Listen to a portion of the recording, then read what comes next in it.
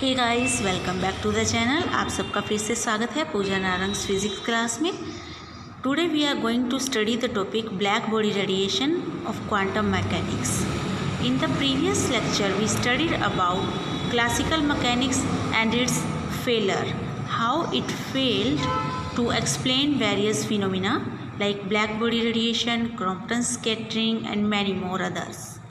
तो आज हम पढ़ेंगे ब्लैक बॉडी रेडिएशन के बारे में। सबसे पहले एक प्रीव्यू ले लेंगे पिछले लेक्चर का।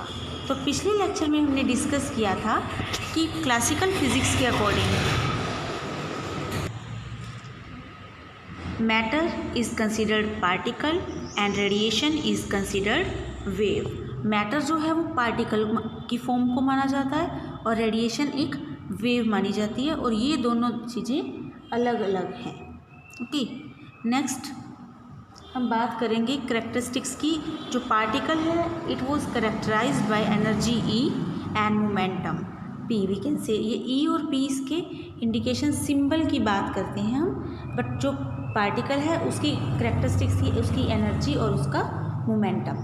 नेक्स्ट हम बात करें वेव की, तो वेव को करेक्टराइज किया जाता था एम्पलीट्यूड से और वेव वेक्टर से। अब हम बात करेंगे ब्लैक बॉडी रेडिएशन की। सबसे पहले आपको ये पता होना चाहिए कि जो ब्लैक बॉडी है वो होती क्या है, किस लिए उसका यूज़ होने लगा। बात करते हैं स्टार्टिंग से। तो ये तब की बात है जब गैसेस के स्पेक्ट्रम को ऑब्ज़र्व किया जा रहा था। आपने पढ़ा होगा, नहीं पढ़ा तो आगे आ जाएगा। गैसेस को हीट करके, जैसे हाइड्रोजन के या हीलियम के, उनके स्पेक्ट्रम को ऑब्ज़र्व किया जा रहा था। और हाइड्रोजन का आपने पढ़ा होगा spectrum, Balmer series, Paschen series, ये सब हमने पढ़ा हुआ है +2 में भी इवन।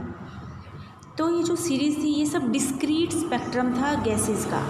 अब जब बात आई सॉलिड ऑब्जेक्ट्स की, तो सॉलिड ऑब्जेक्ट्स का जो स्पेक्ट्रम था वो कंटिन्यूस स्पेक्ट्रम था, बिल्कुल कंटिन्यूस कर्व्स थे। तो क्वेश्चन ये उठा कि ऐसा क्यों है, और ये जो कर्व्स हैं उनको कैसे एक्सप्लेन किया जा सकता है, किस फिनोमिना से। तो इस फिनोमिना को, इन कर्व्स को एक्सप्लेन करने में क्लासिकल फिजिक्स फेल हो गई थी। अब हम पढ़ते हैं ब्लैक बॉडी के बारे में।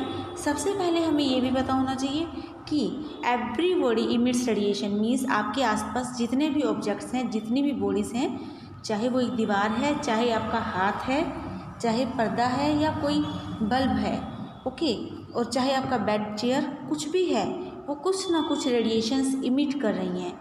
आपको विश्वास नहीं होगा इस बात पे, है ना, कि कैसे, ये तो हमें दिखाई नहीं दे रही। वो हमें दिखाई नहीं दे रही बिकॉज वो हमारी विजिबल रेंज में नहीं है।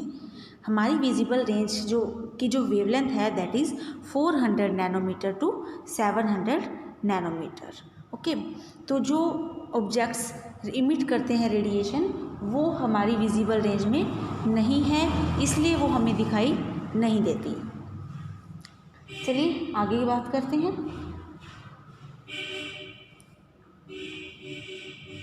Black body. अब बात करेंगे कि अब एक ब्लैक बॉडी क्या होती है। सबसे पहले black body is a hypothetical object. Practically आप उसको नहीं बना सकते, एक तरह से कोई भी बॉडी परफेक्ट ब्लैक बॉडी नहीं होती। ऐसा क्यों होता है बता देते हैं। The body which completely observes all radiations incident on it are called black bodies. Means कोई भी बॉडी है आपके पास, अगर वो किसी भी तरह की इंसिडेंट रेडिएशन को ऑब्जर्व कर ले बिना किसी रिफ्लेक्शन के, बिना किसी ट्रांसमिशन के, तो उस बॉडी को कहेंगे ब्लैक बॉडी। ऐसी कोई भी बॉडी आप अपने आसपास नहीं हो सकती। जनरली चाहे वो वॉल्स हैं, चाहे वो बेड है, वो लाइट को रिफ्लेक्ट करते हैं। अगर ट्रांसपेरेंट या ट्रांसल्यूसेंट ऑब्जेक्ट्स की बात करें तो वो ट्रांसमिशन भी करते हैं विद रिफ्लेक्शन। ओके, तो बात कर दें आगे। अगर बात परफेक्टली ब्लैक बॉडीज़, अगर मॉडल की बात करें तो that is stars and planets are modelled as black bodies. Now what is black body radiation? When this black body, जिसकी भी हम बात करें हाइपोथेटिकल ऑब्जेक्ट, जब इसको गर्म किया जाता है, when a black body is heated, then this radiation emitted is called black body radiation. It emits some kind of radiation. This radiation is called black body radiations, and it is dependent on the frequency and temperature. And later on we will study that it is basically dependent on temperature. And one more thing, it is independent of the nature of material. जिस material से वो body बनी हुई है ये उससे independent है, वो जो कर्व्स हैं वो इंडिपेंडेंट रहेंगे। अब बात करते हैं एक बल्ब की। एक जो आपके घर पे नॉर्मल बल्ब की बात करें, जो सूर्य के बल्ब आते हैं, कोई भी बल्ब आते हैं, जब उनको गर्म करते हैं एक पर्टिकुलर टेम्परेचर पे, ओके, कुछ वोल्टेज देते हैं, तो जो इनिशियली वोल्टेज होती है लाइक 10 पे या 20 पे, क्या होता है, वो जो बल्ब होता है वो ग्लो करने लगता है and the first colour is red colour. And फिर थोड़ी सी जब हम और रेडिएशन वोल्टेज बढ़ा देते हैं तो उसके बाद हो जाता है ऑरेंज, ओके, उसके बाद आ जाता है येलो, और धीरे धीरे क्या होता है जब वोल्टेज बढ़ जाती है तो white light, proper white light आने लग जाती है उस बल्ब से, ओके। नेक्स्ट हम बात करें ब्लैक बॉडी रेडिएशन, मैंने आपको एक्सप्लेन किया। एक्चुअली अब बात करें कि हमें कैसे पता चला कि ब्लैक बॉडी कैसी होती है। कंसेप्चुअल ब्लैक बॉडी ये है जो मैंने यहाँ ड्रॉ की हुई है। एक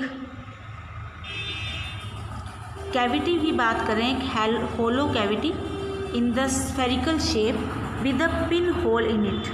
यहाँ पे एक होल, जब रेडिएशंस यहाँ से एंटर करती हैं और वॉल्स से रिफ्लेक्ट होती हैं और थोड़ी देर बाद यहाँ पे जो वॉल्स हैं इन पे ऑब्जर्व हो जाती हैं, this body is called black body. और इसमें से कोई भी रेडिएशन बाहर नहीं आती है, आउटगोइंग रेडिएशन नहीं है, so it is a conceptual black body. Next, जब हम इसको हीट करते हैं इस ब्लैक बॉडी को, तो इससे कुछ रेडिएशंस बाहर निकलती हैं जिनको हम बोलते हैं ब्लैक बॉडी रेडिएशंस। और इसके जो कर्व्स हैं विद बात करते हैं टेम्परेचर, वेवलेंथ के साथ और स्पेक्ट्रल रेडियंस की बात करें तो ऐसे कर्व्स होंगे। लाइक सबसे नीचे जो है ये है 3000 केल्विन पे, उसके बाद 4000 पे, 5000, 6000 और 7000 पे देखो यहाँ पे। और इस एरिया में, in this area it is our visible range. ये जो एरिया है यहाँ पे ये हमारा विजिबल रेंज है, और यहाँ तक पहुँचते पहुँचते जो लाइट है एक्चुअली यहाँ पे वाइट लाइट हो जाती है। अब बात करते हैं इसको एक्सप्लेन करने के लिए जो लॉज दिए गए। इन लॉज की बात करें तो first law was Stefan's law and it was given in 1879 and this law stated that total intensity or total power per unit surface area radiated from a glowing object at temperature T is given by P is equal to sigma T raised to power 4. Here sigma is equal to 5.67 multiplied 10 raised to power minus 8 Weber meter inverse square Kelvin raised to power minus 4. And it is Stefan's Boltzmann constant. Next हम बात करते हैं एक और जो दिया गया था इसको एक्सप्लेन करने के लिए, that is Wien's law. According to this law, product of wavelength and temperature is constant is equal to 2.89 multiply 10 raise to power minus 3 metre kelvin. Next was Rayleigh's energy density distribution. ये law ये कहता था कि electromagnetic energy radiated per unit volume was given by Rayleigh Jeans formula that is equal to 8 pi nu square upon c cube into k T where के is Boltzmann constant. अब बात करते हैं कि इस लॉ की, ये लॉ जो है लोअर फ्रीक्वेंसी पे तो सक्सेसफुल रहा पर हायर फ्रीक्वेंसीज पर फेल हो गया। हम इनको कंपेयर करेंगे with the experimental results after little time. अब इसके बाद एक और लॉ दिया गया that was really successful to explain the things and called, ये तो वही ग्राफ है, प्लैंक्स हाइपोथेसिस और quantum theory of heat radiation.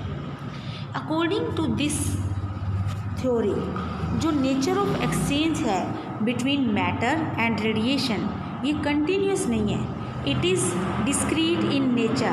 Discrete means in the points it can be taken individually. Okay, there are some individual packets or there are some individual masses that are doing the activities. Okay, और ये जो individual packets थे इनको बोला गया था photon and called quantum of radiation. ये packets से छोटे छोटे एज्यूम किए गए कि इनकी फॉर्म में जो एनर्जी का एक्सचेंज होता है डिस्क्रीट नेचर से होता है। ओके, और एक फोटोन की एनर्जी थी वो दी गई थी h न्यू। ओके, अब यहाँ मैंने n लगाया है, that is number of photons. n is equal to 0 1 2 3 means whole numbers. Okay, और h की बात करें तो h is 6.624 multiply 10⁻⁻34 joule second. This was called Planck's constant and nu is frequency here. Okay, now according to this law, the formula or the expression was given like this: energy density per unit wavelength 8 pi hc upon lambda raised to power 5 into 1 upon e raised to power hc upon lambda kt minus 1.